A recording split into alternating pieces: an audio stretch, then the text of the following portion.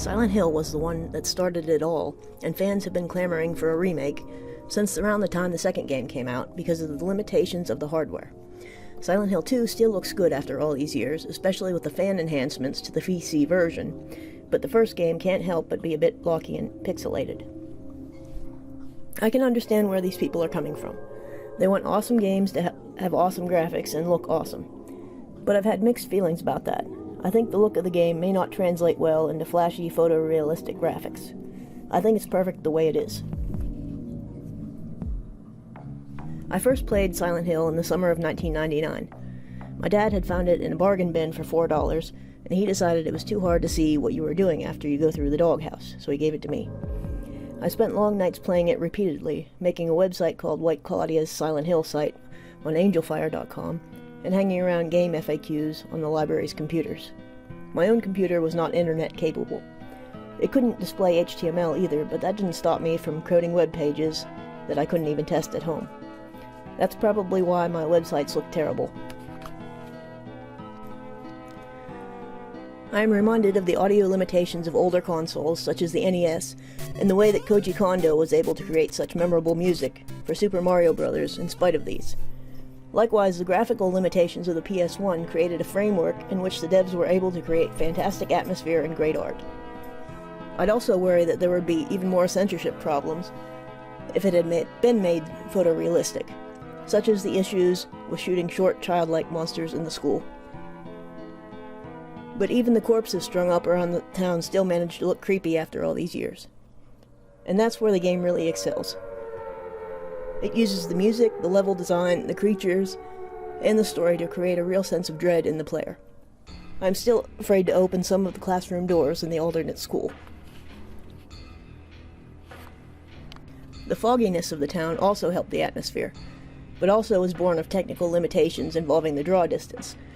The console didn't have to render things that were far in the distance, since everything in the distance tended to be obscured by either fog or darkness. And while only some doors can be opened, and only some buildings can be entered, the use of obstacles makes the town seem very much bigger and more wide open. Chasms in the road restrict us to small sections of the town. Chain link fence and locked doors limit our movement inside the buildings. The first game is also noteworthy for the huge number of references to authors, books, films, and other media, so that it kind of also feels like a love letter to all of the things that influenced Team Silent, but without being heavy-handed. It's fun for the player to recognize things, and it's also fun to look up the references and discover movies and books you may not have been aware of before. Certainly, most horror fans have heard of Stephen King, but some of the references are a bit more obscure than that. The second and third games seem to take a bit more from Jacob's Ladder, but the first game had an unused texture from the subway in the movie. Another way that Silent Hill was unique at the time was the fact that Harry was a regular guy. He wasn't some kind of action hero, a trained killer, or someone doing backflips over the Sphinx. He was a writer on vacation with his daughter, and now she was missing. While the voice acting has been criticized, I think it's perfect and fits the game and its feel of B-horror. Dahlia, in particular, is evocative of characters and the sorts of horror movies that the developers referenced in the game. While the first game didn't really have monsters considered as iconic as something like Pyramid Head from Silent Hill 2, many of the monsters have really great designs and successfully evoke a sense of dread in the player. The outside areas are populated by dogs and flying monsters, which are then replaced by creepier worm-head versions in the darker section of the game. While this game has nurses, they aren't the same as the sexier bobblehead versions in the second game. They roam the halls of the hospital and nowhere with scalpels, and will gang up on Harry if they're in groups. Puppet doctors also appear in the first game. They are stronger and make really creepy groans when they die. Even the Grey Children have a darker enemy resembling them, the Stalkers, which are shadowy and appear in nowhere. Their poor visibility makes them even scarier than the school's Grey Children, because you may not even see them before they grab you. The inclusion of a non-harmful larval stalker, which makes cute squeaking noises, is also interesting. The developers have said that you aren't supposed to be able to figure out everything about the cult, or even everything about the story. That way it makes you think about it more, and it keeps things creepy and mysterious.